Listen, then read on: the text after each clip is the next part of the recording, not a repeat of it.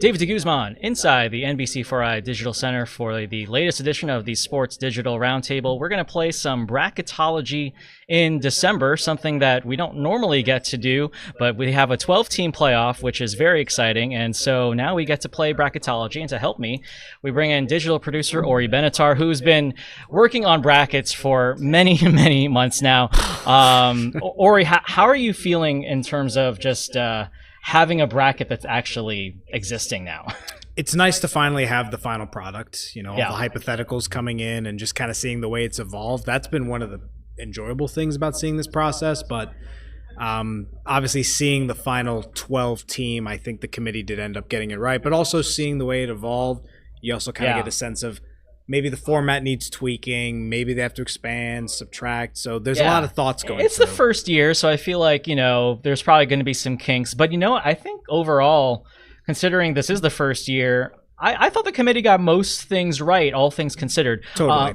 Let's start first by looking at what our first bracket projection looked like way back in August. And so here it is. If I can get this. Yep, here we are. So this bracket's really interesting. We weren't too far off, but there's a couple of misses here. I mean, Florida State, wow. Yeah, talk about a huge miss there. I mean, I'm just looking over here to just count how many from this is from the AP preseason poll. Yep. So using that as letter of the law, this is what the 12-team bracket Utah was in there. Michigan was in there. Wow.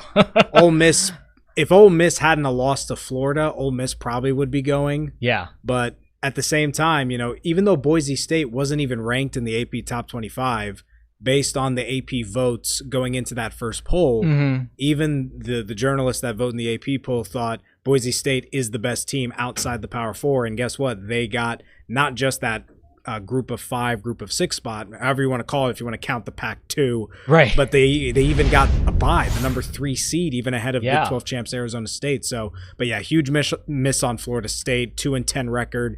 Utah kind of didn't work out for them either, but for the most part, AP preseason, they had... From then till now, I mean, it was like half the field, I think. Well, Alabama, too, they missed. Yeah, but that was close. And that was a very close one. The next thing we're going to look at was our final projection, the one right before we got the bracket.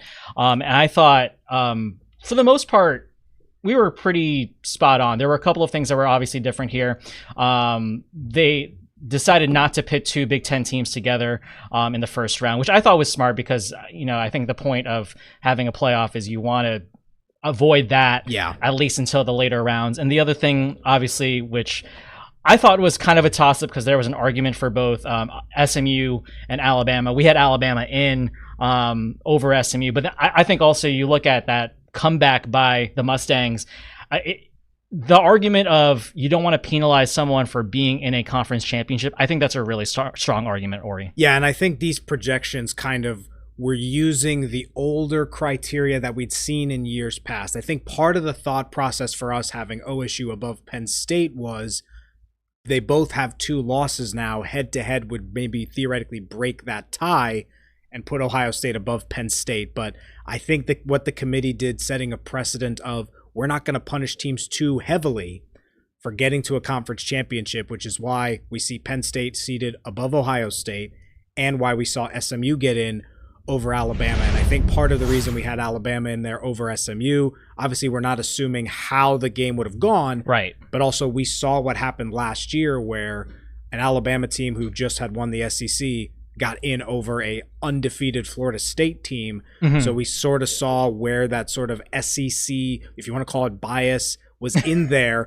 But I think the committee got it dead on in terms of the 12-team playoff. Yeah, let's look at the actual bracket now. This is the real bracket that we're working with here.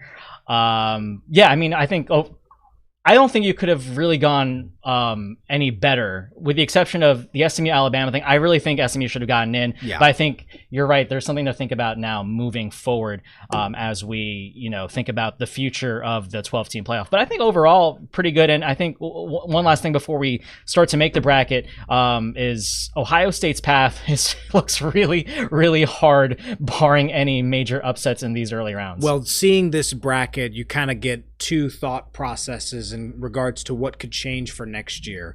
Obviously, the one that everyone's talking about is don't just give the top 4 seeds to conference champions because they're not necessarily the 4 best teams. Yeah, and that rule threw me off so many times every time I saw the new rankings because I was like, what do you mean you're ranked 2nd but you're actually going to be seeded 5th? I mean, you know what I mean? Clemson is ranked 16th, but they're in as the 12 seed. Alabama's ranked 11th, the top 12 team, but they don't get in purely because of the conference champions rule.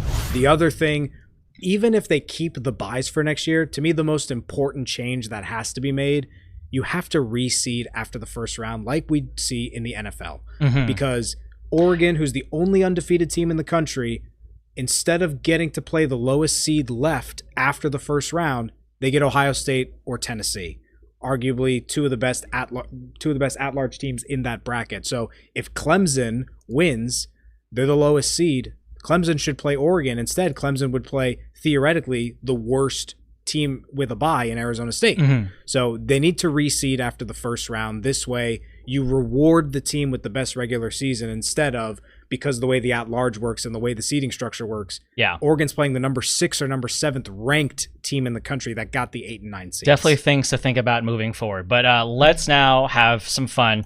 We're going to compile your bracket, Orri. I already made a bracket. I'll show everyone that after we do your selections. But so we're going to go, what we're going to do is going to go first round and then quarterfinal, semis, and we'll come up with a matchup. This is going to be fun. So let's just start from the top. Clemson, Texas winner goes on to face Arizona State. Who do you have? And bear with me as I make these changes in. Clemson.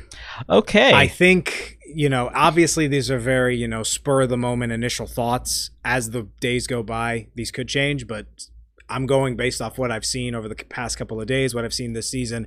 I see this matchup as Clemson is coming in, feeling on top of the world. You won the ACC. You're even though they're a 3-loss team, sure, they have a lot of flaws, but they're coming in hot. Texas is coming in ice cold. Yes, they lost to Georgia in a close game, but the week before that, they only got 17 points against Texas A&M. So this Texas team, people are kind of starting to see, are they really sort of in that top step just based off the way that their schedule's gone and the teams they played? But I really see the Clemson momentum working in their favor. Right. And the other thing is the weather's not going to play as big of a factor in this game as in the other first-round games because it's in a warm weather city. It's in Austin. So I got Clemson winning that game. Big upset. All right. Next is one that everyone has their eye on here in Central Ohio and really, across the country. Tennessee, Ohio State. That's a really interesting one. Obviously, first meeting since 1996, which that was back when Peyton Manning was playing for the Volunteers. All right, who do you got? And this is easily the hardest one to call. I think I'm still going to go with the Buckeyes. Okay. I think they're going to find something from a momentum standpoint. I think they get off to a slower start because the reality is Ohio State has had slow starts throughout the course of the season. But I think they find a way. The home crowd's going to get behind them once you get into that second half and they start finding their rhythm. We'll have to see what the offensive line can do to help get the running game going. Seeing Ryan Day talk about the game plan and that they needed to run on the perimeter more, I think they're going to do that in this game. And I think the real X factor is going to be whether or not the defensive line is going to be able to get a guy like Dylan Sampson, super quick, one of the best running backs in the country. So I think it's going to be a close game. I think the sports books have it as a 7-point favorite for Ohio State. I think it'll be closer than that, but I'll go with the Buckeyes to get to the Rose Bowl. Because there's still a lot of unknown after that loss to Michigan, and there's still a lot of questions about that offensive line. So something to look forward to, I guess. All right, SMU, Penn State out in Happy Valley. Who do we got This here? is probably the only one that I feel the most confident about from a first-round pick standpoint. Okay. I'm very confident picking Penn State to win this game. Noon atmosphere. I figure it's going to be a whiteout. First playoff game. SMU is a good team. I think it's going to be a fun game. But I think a lot of people are seeing Penn State's path and have a good taste after what they did against Oregon, 37-point performance. They looked really strong against the Ducks, gave them a tough second half there. But the home field advantage plays the factor. Again, this is one of those similar to Columbus, going to Beaver Stadium, going to Happy Valley. We'll have to see what the weather's going to be like. SMU, they're not playing a lot of games in 30-degree weather. So I like Penn State in that one. It seems like SMU has a lot of confidence after what happen against Clemson, but then they lost right at the end there. So I just wonder how that's going to affect them emotionally. All right, our last first round matchup: Indiana Notre Dame, an all Hoosiers affair. That is that's awesome. fun. It's awesome. That's the only way to describe it. This is the first time they're playing since 1991. This was a classic college football matchup in the 50s and the 40s, way back when in the early 1900s. And now they're playing each other in the first ever game in a 12-team college football playoff in South Bend. It is going to be an incredible atmosphere.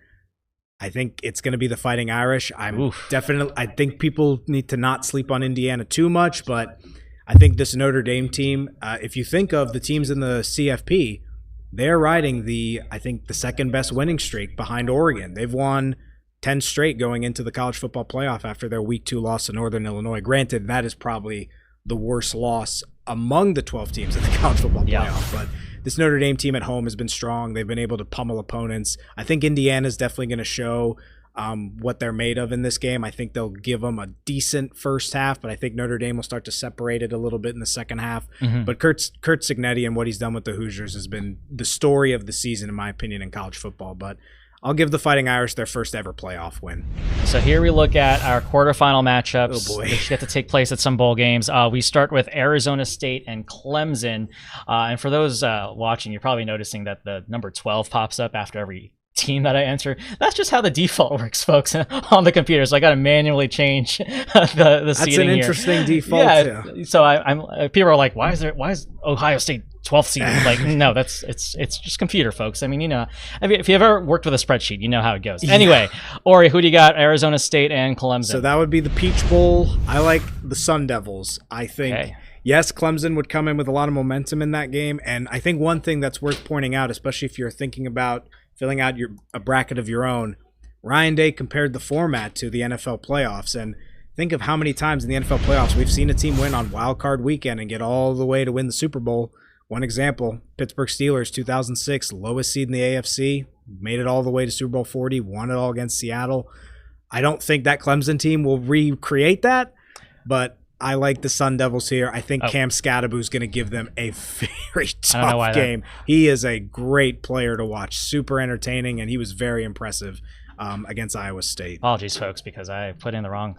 He wants Arizona State, folks. I definitely want Arizona. Arizona State's in there, and they are number 4 seed. See, computers, not 45 seed, 4 seed. And it's amazing. It's amazing to think how the Big 12 kind of ended up. Utah, then Iowa State, then BYU. Colorado was, in that mix. They're a confident bunch. They really are. Very. So Arizona State moving on to the semifinals. Winner would face, in this scenario, either Oregon or Ohio State. Who do we have here? The rematch at the Rose Bowl. I have Oregon winning again. Ooh, okay. State your case. I think this is where Ohio State's season ends. I think Oregon's offense, especially putting up 45 against Penn State, they showed why they're the best team in the nation. Now, granted, they are not the same caliber number 1 as we've seen in years past. I think in previous years where you look at a dominant Georgia or a dominant Alabama, they were really at the top, or even that LSU team with Joe Burrow, Jamar Chase, and Justin Jefferson. But I think Oregon is going to be able to beat Ohio State again. I think on a neutral field, the Buckeyes will have a better chance than they did in Eugene. But at the same time, I like a well-rested Oregon team to be able to give it to Ohio State's defense and be able to take advantage of potentially an offensive line that might be tired, especially if they have to get a gritty win over Tennessee. There's an argument to be made both ways. I mean, a well-rested Oregon team, but then also you have potentially an Ohio State team that has some momentum after this theoretical win over Tennessee. I think that would be a close one. We'll figure out who I picked when I reveal those. But our next quarterfinal features Boise State, Penn State. Who do we have here? Penn State. I think you've got Abdul Carter, who potentially could be the defensive player of the year. I think if he's able to stop Ashton Genty, that pretty much stops Boise State's offense, because he pretty much is the guy on that team offensively. So I think the Nittany Lions will continue to dream and get to the semifinals and win that would be the Fiesta Bowl on New Year's Eve. And then we have Georgia, Notre Dame. I really like this potential matchup because you have, a team that's been pretty successful on the national level recently. And then you have Notre Dame, which is such a classic, big name program. And, I can't think of, how the ratings would go for this potential matchup. It'd be a lot of fun. The only downside to it is it's an 8:45 p.m. kickoff on New Year's Day, so it is kind of late. But remind us which bowl this is. Sugar. And so Georgia's definitely going to have home field advantage. So much for neutral sites. Over in New Orleans, but all right. I like Georgia. I think even if Carson Beck doesn't play, I like Georgia to win this game. Let's face it, in the playoff era, Notre Dame, whenever they face an SEC team, it has not gone well for them. So I think that trend continues, and I got the Bulldogs getting to the semifinal. All right, so we have our final four. Arizona State, Oregon, Penn State, Georgia. Really good games. feel like a lot of our audience is not going to like you, Orri. That's fine. I mean, again, I'm just going with gut at this point. And yeah, that's fair. And this is the fun of it. And my main philosophy with filling this stuff out, and I developed this philosophy through March Madness. There'd be so many times when I was a kid, I'd fill out a March Madness bracket, I'd second guess myself, right? And then it turned out to be right the you first time. You got to channel your inner March here. So I'm just like, just go with gut instinct, just stick with it, because then you're not regretting any decisions. All right, Arizona State, Oregon. Who is going to the national championship? Arizona State. Oh wow, it's a crazy upset. I know. Okay. I don't know. I just feel like I'm seeing Cam Scatterbo winning. Oh God, I don't even know what bowl game they would put them in. Probably the Orange Bowl. That one would be. So okay. I don't know. I'm just seeing Cam Scatterbo and Arizona State making a run and getting to the national championship, and seeing history repeat itself with the 4 seed in the inaugural version of a playoff get to the championship, just like Ohio State did in 2014. And then the final question asks: are we going to see an SEC team or a Big Ten team in that national championship? We are going to see an SEC team. Georgia beats Penn State. How do you see that game going? I think if Carson Beck doesn't play, then I could be swayed to pick Penn State. Yeah. But I don't know. I just think Kirby Smart has kind of finally gotten this Georgia team maybe over a little bit of those mediocre performances, and potentially could develop the kind of dominance we expect from a Georgia team. They were the preseason #1. They're super talented. They have a lot of depth on that team. So, and that's going to be really key with this playoff when you're having to play 3 or 4 games. Depth is going to be important if you're going to get injuries. But I like Georgia to get to the championship. Oop. Sorry, that is. Here we go. Computers, folks. All right, your national champion is between Arizona State and Georgia. The computer doesn't actually let me show that, but we're looking at the bracket. Who do you have as your national champion?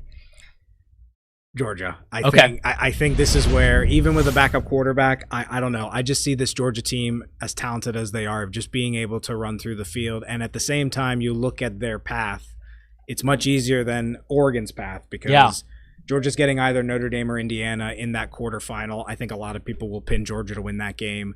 And then the likes of Penn State, SMU, or Boise State in a semifinal. Again, I think Georgia would be favored in all of those games. Whereas Oregon's got to play Ohio State or Tennessee. Yeah. And even if they win that game, if Oregon does, then who knows if they get Clemson, Texas, Arizona State. Yeah. So I don't know. I like Georgia to win it all. That's my gut feeling pick. And they showed so much gut in these last couple of weeks alone. I mean, even that close one against Georgia Tech, I mean, they were put to the wall there. And then, of course, that battle against Texas in the SEC championship, which leads to my bracket. I do have Georgia in my national championship. I'll just give a brief overview. Won't do like one by one. Here it is. Buckeye fans, you'll be happy. I picked the Buckeyes to go all the way to the national championship. Okay. I'll reveal who I have as my national champion in just a second. But yeah, kind of general overview. I did pick Texas only because, I don't know, I felt like you're right about Clemson having a lot of momentum going in there, but I still feel like SEC over ACC in this one. I just feel like they've been a stronger team, but I think there's an argument to be made for Clemson going on, but I have Texas in there. I did pick Whitney Harding's SMU because I did want to choose at least one upset in this, and I just wasn't impressed by how Penn State played in that Big Ten championship game. I still think it was really close, and I feel like... What was not impressive about it? I don't know. It was just like... I think it was a slow first half, I felt like, and I think that's going to bite them at some point. So, granted, like, here I am picking against, SMU, right? So, and SMU did not have a great first quarter in that ACC championship game. But I think I was going with gut here, and I haven't really been that impressed with Penn State this season. So I was just going with December and, first round playoff game. And I feel like if you had to choose someone to pull off an upset, why not go for the team that just barely got in, right? Mm-hmm. So that's what I had. I did pick Notre Dame over Indiana. I don't think I have to explain too much there. Other than that, going forward, I liked Arizona State, and I liked how much offense they were putting up in that Big 12 championship game, so I have them advancing. I do have Ohio State over Oregon, mainly because I feel like Ohio State is a team that can learn from its mistakes, particularly against a team that they've already faced so far this season. I think also being in a neutral site, I look back at that October game, and I feel like if Will Howard had done things differently, man, this would have been such a different season post that October 12th game. So I think they're gonna learn from their mistakes, and they're gonna move on to the semifinals. I have Boise State moving on. Sorry, SMU, your run stops in the quarterfinals. I have Georgia going on through. I think if we get the Ohio State that this team has been talking about, if it's at its best, I think they move on to the national championship game. I think for all the reasons that Orri has been talking about, Georgia moves on as well. So here we have the national championship, Ohio State, Georgia. It's a tough one. I mean, that would be a great one, and at the same time, a chance to avenge that Peach Bowl loss in 2022. Yeah. That Ohio State, I think, really should have come out on top in that game. And because I'm kind of I'm an emotional guy when it comes to sports, I'm going to pick Ohio State over Georgia if we get this far. Because I think this is a really good team that we've been able to see. We just haven't been able to put all the pieces together. But I think if they can do that, if they can make that run and build momentum round after round, I think it's going to be a close one. Honestly, a toss-up between these two. You could really go either way, but I'm going to put Ohio State in as my national champion. Interesting. Okay. So this is fun. I like bracketology. I like December. I like this 12-team playoff because otherwise we'd be waiting like a month to talk about college football. You'd be waiting a month to have two games. I mean, granted, the last semifinals in the 4-team era were excellent games. That Michigan-Bama Rose Bowl and that Texas-Washington Sugar Bowl, but... And maybe we'll still have the magic of, that game-winning field goal at midnight like we had a couple seasons ago. That was fun, too, I thought. Yeah, no, I mean, and I think with the way that we've done these picks and how different they are in certain aspects, it just goes to show that this college football season, no one is the dominant force that we've seen in years past, and anybody can lose at any time. You look at all these teams' resumes, they've got great wins, they've got awful losses. Yeah. They've got poor performances, weak wins. You think of Penn State, barely beating Bowling Green, Ohio State with that struggle against Nebraska. You think of Georgia against Kentucky. So I think this 12-team playoff provides a really good balance between regular season and postseason. So we're looking forward to it. December 20th is when the postseason really gets started. This 12-team playoff, of course, Ohio State plays December 21st. Orri Benatar, appreciate the time, and we will see you next time on the NBC4 Sports Digital Roundtable.